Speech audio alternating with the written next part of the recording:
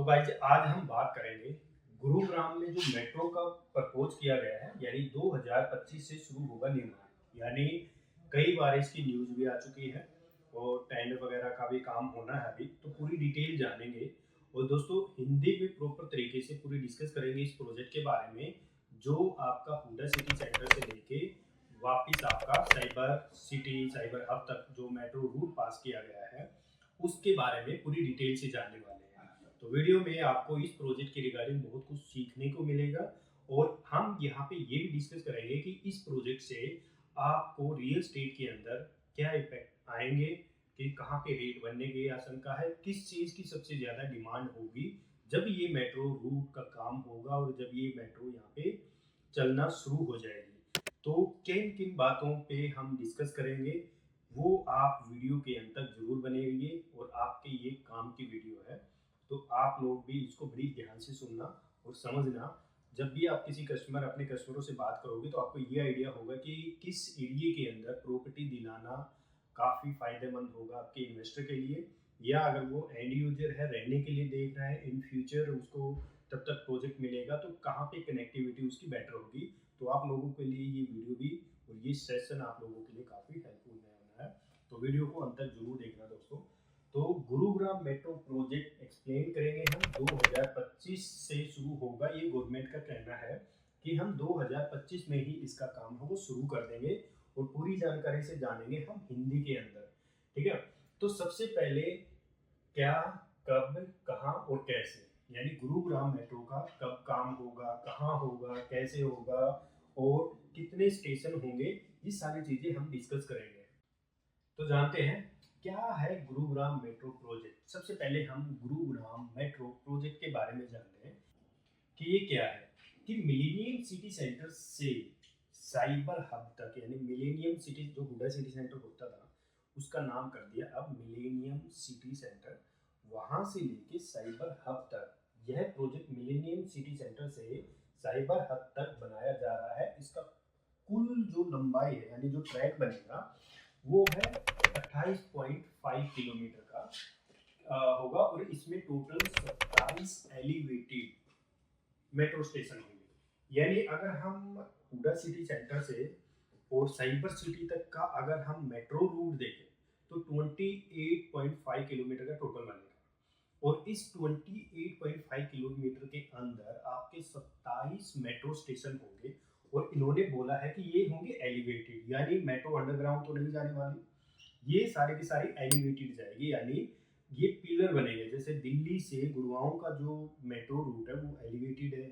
आपने देखा होगा गुड़गांव के अंदर साइबर सिटी से लेके जो गोल्ड कोस्ट रोड के ऊपर जो रैपिड मेट्रो चलती है वो एलिवेटेड है, राइट। तो वैसे ही ये मेट्रो भी एलिवेटेड ही बनेगी।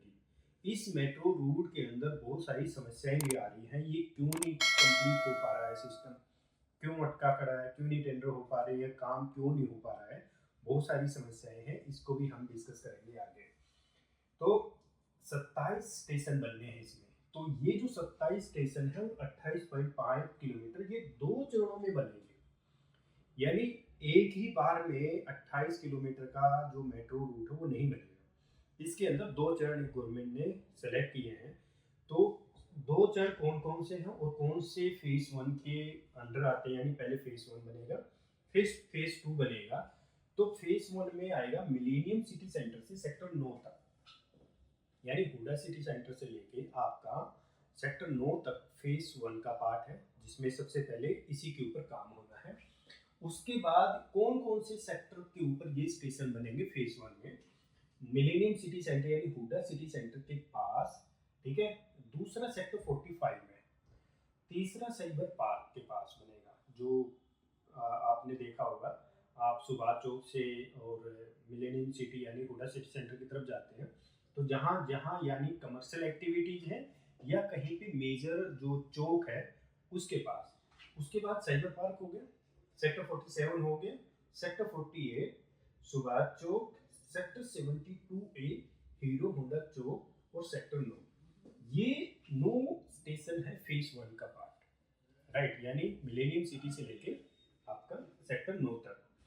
अब बात करते हैं फेज 2 के अंदर कौन से, सेक्टर 9 से लेके साइबर सिटी तक। यानी सेक्टर 9 से लेके साइबर सिटी तक का ये पार्ट आएगा। फेज 2 में कौन कौन से आएंगे, जो होंगे 9 सेक्टर से लेके साइबर सिटी तक, जैसे कि 10वें स्टेशन की बात करें सेक्टर 10 में, सेक्टर 37 में बसई विलेज पे, sector 9A, sector 10A, sector 5 Gurugram railway station, Krishna Chowk, sector 23A, Palam Vihar extension, Palam Vihar sector 22, Udyog विहार फेज 4, फेज 5 और साइबर हब। ये स्टेशन होंगे आपके फेज 2 के अंदर। तो टोटल कितने, 24। अब बचे 3 स्टेशन कहाँ बनेंगे। 3 स्टेशन के लिए अलग से लाइन बनाई जा रही है सेक्टर 9 से लेके द्वारका एक्सप्रेसवे तक, क्योंकि वो जो पैच है भाई द्वारका एक्सप्रेसवे से भी तो इसका लिंक करना है, तो वो वहीं से लिंक होगा और कहीं जगह है नहीं। तो वो कौन कौन से, सेक्टर 101, 104 और द्वारका एक्सप्रेसवे। तो 3 ये सेक्टर, 3 ये स्टेशन होंगे, तो आपके टोटल 27 स्टेशन हो गए इसके अंदर। तो ध्यान कर रहे हो ना, साथ ही साथ नोट भी कर लो। तो लोगों का सबसे जो बड़ा जो सवाल है वो ये है कि काम कब और कैसे शुरू होगा, क्योंकि गवर्नमेंट जुटी हुई है भाई दे न्यूज न्यूज़पेपर के अंदर कि हम ये कर रहे हैं, वहां से निकाल रहे हैं, फलाना स्टेशन पास कर दिया, अब वो रूट पास कर दिया। कब, कैसे और क्यों, अब इसका पार्ट हो गया कि काम कब होगा और कैसे शुरू होगा। ठीक है, तो इन्होंने बोला है कि फरवरी 2025 जनरल कंसल्टेंट के लिए टेंडर जारी होगा फरवरी के अंदर, यानी अभी फरवरी चल रहा है, देखते हैं कब जारी होता है। 2025 के मध्य में यानी बीच के अंदर जाके क्या होगा, सिविल कंस्ट्रक्शन का काम शुरू होगा, जो सिविल का काम है वो स्टार्ट होगा मध्य में। ये कहते हैं कि 2029-30 तक मेट्रो सेवा शुरू होने की संभावना है, अगर काम ऐसे हुआ तो। अगर नहीं हुआ तो फिर तो होगा ना, टेंडर होंगे ना, फिर कंस्ट्रक्शन का काम शुरू नहीं हुआ तो फिर तो मुश्किल है बनना। ये फेज 1 की बात हो रही है। ठीक है, सेक्टर 33 में बनेगा मेट्रो डिपो, क्योंकि इसका प्लानिंग पहले कहाँ था, 104 के अंदर द्वारका एक्सप्रेसवे, वहां से कैंसिल कर दिया। अब इसको लेके आ गए हैं सेक्टर 33 में। तो 33 में अगर ये बनाना, आसपास की जो प्रॉपर्टी के जो रेट हैं उनमें बहुत ज़्यादा आपको उछाल देखने को मिलेगा। जैसे कि हमने कुछ समय पहले हमने बताया था लोगों को, और जो उन्होंने समझा, और हमने भी अपने इन्वेस्टरों को जो प्रॉपर्टी दी वो थी सिग्नेचर ग्लोबल का टाइटेनियम। हमने बहुत लोगों को दे रखी है उसके अंदर और अपने इन्वेस्टरों को भी, क्योंकि लोग अभी नहीं समझ रहे।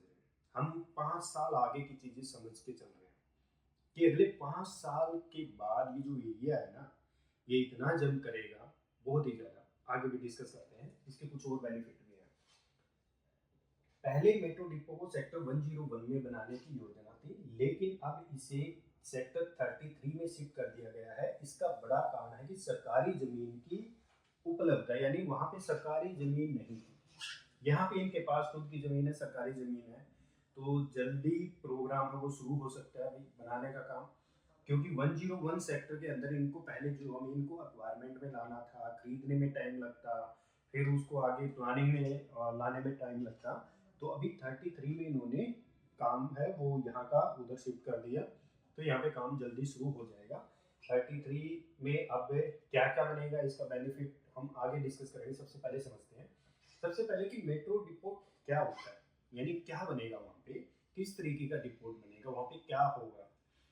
तो उसमें क्या होगा कि मेट्रो डिपो वह जगह होती है जहाँ मेट्रो ट्रेनों की पार्किंग होगी, मेंटेनेंस होगा और ऑपरेशन कंट्रोल किया जाता है। यह मेट्रो प्रोजेक्ट का एक महत्वपूर्ण हिस्सा होता है, क्योंकि बिना डिपो के मेट्रो चलाना संभव नहीं है।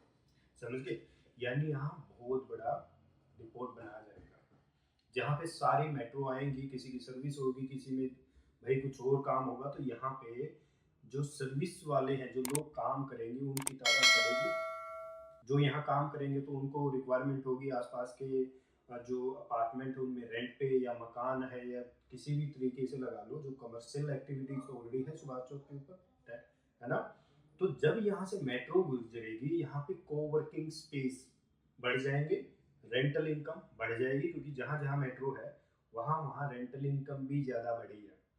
और सबसे बढ़िया बात बताऊँ कि जो डिपो 33 में आ गया, 72 में मेट्रो स्टेशन आ गया, 72A के अंदर कॉलेज है ऑलरेडी, एजुकेशन आ गई, और सुभाष चौक के ऊपर कमर्शियल ऑलरेडी आज के समय में एक्टिव है, एम्प्लॉयमेंट भी है, इंफ्रास्ट्रक्चर भी है और आपका कनेक्टिविटी भी है।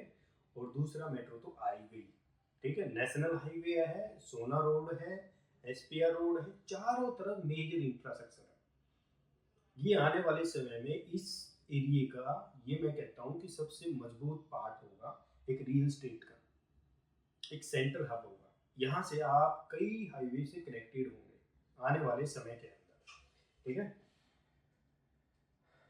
तो पहले सेक्टर 101 में क्यों था और अब सेक्टर 33 में क्यों, इसको भी डिटेल से आपको समझा देता हूँ। पहले 101 में क्यों था ये समझो, क्योंकि द्वारका एक्सप्रेसवे के पास था जिससे दिल्ली कनेक्टिविटी आसान होती, राइट। और बड़े क्षेत्र की जरूरत थी मेट्रो के पार्किंग और मेंटेनेंस के लिए, तो इसलिए 101 इन्होंने सेलेक्ट किया था। अब 33 में क्यों बनाया जा रहा है, इसका भी रीजन समझना चाहिए।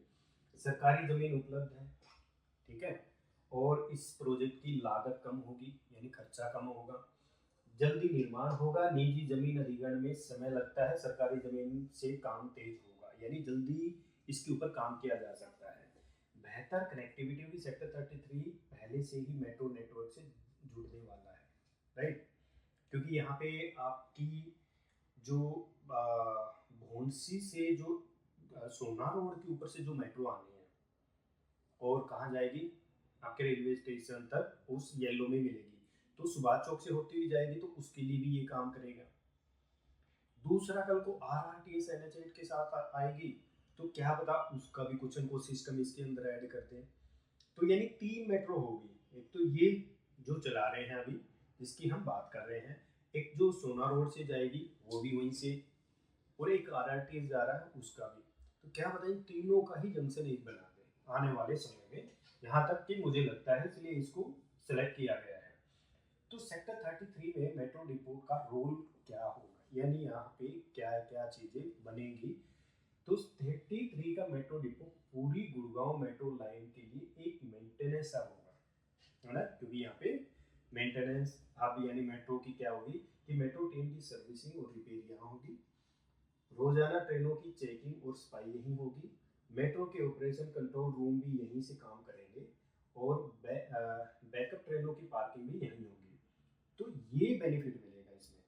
गुरुग्राम मेट्रो का रियल स्टेट पर असर 2025-23 के ऊपर क्या होगा, अब बात करते हैं काम की चीज यानी प्रॉपर्टी की। कि प्रॉपर्टी में यहाँ पे सबसे पहले तो किन लोगों ने प्रॉफिट ले चुके हैं, जो समय पे एंटर हुए कौन लोग हुए, उनकी डिस्कस करेंगे। तो मेट्रो प्रोजेक्ट के चलते जिन एरियाज में सीधा फायदा होगा वहां प्रॉपर्टी के दाम 50 से 100% तक बढ़ सकते हैं, ये गारंटी है, बढ़ेंगे ही बढ़ेंगे। क्यों, हम 100 उनका ले रहे हैं जो समय पे एंटर हुए सस्ते रेट में, ठीक है, तो उनका 100 तक जाने का इरादा है। और जो लोग ये सोच रहे नहीं यार अभी क्या होगा, कुछ समय के बाद देखेंगे डेवलपमेंट होगी, तो वो क्या करेंगे, वो 50% महंगा खरीदेंगे और फिर आगे जाएंगे तो समझ लो उनका 50% अप्रिसिएशन हुआ और जो समय पे एंटर हुआ उनका 100% होगा। इसलिए हमने यहाँ पे जो रखा है 50 to 100, समय पे एंटर होने वाले के लिए 100 है और बाद में एंटर होने वाले के लिए 50 तक का प्लान यहाँ पे है। प्रॉपर्टी रेट बढ़ेंगे, जनरल सी बात है, क्योंकि लोग रहेंगे कनेक्टिविटी के नियर बाई में रहेंगे। आज हुडा सिटी सेंटर के पास देख लो तो रेंटल इनकम अच्छी है, लोग वहाँ पे ज़्यादा ट्राई करते हैं क्योंकि लोग दिल्ली से आते जाते हैं, साइबर सिटी से आते जाते हैं, क्योंकि व्हीकल बहुत कम ट्राई करते हैं, रेंटल इनकम भी बढ़ेगी भाई इससे, है ना। तो लोगों का आना जाना आसान होगा, कमर्शियल प्रॉपर्टी की वैल्यू बढ़ेगी क्योंकि को वर्किंग स्पेस, ऑफिस स्पेस, इनका ज़्यादा बढ़ावा आपको मिलेगा इस एरिया के आसपास, जैसे सोना रोड का आपकी बढ़ जाएगी। क्या ये प्रोजेक्ट समय पर पूरा होगा, ये भी बहुत बड़ी बात है। हर बड़े प्रोजेक्ट की तरह इस मेट्रो में भी कुछ चुनौतियां आ सकती हैं, जैसे कि फंडिंग में देरी होना, ठीक है, कंस्ट्रक्शन अप्रूवल में समय लगता है भाई, क्योंकि कंस्ट्रक्शन का अप्रूवल भी देना होता है रोड के ऊपर भाई, उसको वाइड करना होता है, डिपिंग करना होता है, ट्रैफिक का डाइवर्जन करना होता है ना। कहीं पे बहुत बड़ी पाइप, पानी की पाइपें हैं यहाँ से, सोना रोड की में बहुत दिक्कतें आई थी उस समय, है ना। तो हाई एक्सटेंशन वायर है उनके पोल इधर उधर करना, उनमें समय लगेगा, राइट। सीवरेज पाइपलाइन है उनका भी समय लगेगा, फिर साथ के साथ रेल के लिए जो रेल चलेगी उसकी सुविधा करनी होती है, तो बड़ा काम लगेगा। इन्हीं में समय लगता है, बनाने में समय लगता ही नहीं है, समय ही इन चीज़ों में लगता है, प्लानिंग में। उसके बाद समय कहाँ लगता है? उसके बाद जो ज़मीन है उसकी समस्या आ रही है, ज़मीन नहीं मिल पा रही है, ज़मीन देने को तैयार नहीं, लोग स्टे ले लेते हैं, भाई हम तो नहीं कर देंगे ज़मीन। यहाँ तक कि लोग तो दूसरों की ज़मीनों को हड़पने में ज़्यादा कोशिश करते हैं। आपने देखा है कहीं गाँव में या गलियों में जो लोकल कॉलोनी होते हैं, प्लॉट के ऊपर तो पूरी नींव रखेंगे, प्लॉट के बाहर रैंप उतारेंगे गली के अंदर, यानी दूसरे की ज़मीन में। क्योंकि वो तो ज़मीन आपकी नहीं है ना। कई बार ये सोचते हैं यार गली को ही अपने उसमें ले लेते हैं। अरे भाई तूने रैंप उतारना है तो ज़मीन पीछे रख, अपनी ज़मीन को थोड़ा-सा पीछे से रैंप उतार अपनी गली तक। नहीं मानते हैं। लोग ट्रैफिक का रूल नहीं करते, यानी मतलब ये है यार कि कोई मतलब अगर किसी के बारे में बात कर दिया जाए ना तो बुरा लगता है, राइट। तो चीज़ें हैं कुछ, तो इतना जल्दी तो नहीं होगा, यानी दूसरी की चीज़ तो जल्दी होनी चाहिए, बट अपनी गलती कोई नहीं मानने को तैयार है। लेकिन अगर सरकार और जीएमआरएल सही तरह से काम करते हैं तो ये प्रोजेक्ट 3 साल में पूरा हो सकता है, क्योंकि इसमें कोई ज़्यादा चीज़ें नहीं लगने वाली, ठीक है? तो ये काम है। और आज अगर प्रॉपर्टी की रेट अगर आप ये देखोगे भई, हमने जैसे अभी जो नई डेवलपमेंट का पार्ट है, वो सेक्टर 72 यानी एसपीआर वाला रोड है, 77 7 तो जो अभी नए डेवलपमेंट जो एरिया है उसमें रेट बढ़ने के हैं, जो मेट्रो के आसपास की कनेक्टिविटी होगी। तो इस समय में सबसे बढ़िया इन्वेस्टमेंट और रहने की जगह अगर मैं देखता हूँ तो सिग्नेचर ग्लोबल का हाई राइज सबसे बेटर है, राइट। तो दोस्तों अगर आप भी चाहते हैं इस एरिया के अंदर कंसल्ट करना कि प्रॉपर्टी किस में खरीदी जाए, तो आप हमें कांटेक्ट कर सकते हैं, गूगल फॉर्म फिल कर सकते हैं, कंसल्टेंसी ले सकते हैं, आपको राइट सजेशन दिया जाएगा कि कहाँ पे सबसे ज़्यादा आपको बेनिफिट मिल सकता है।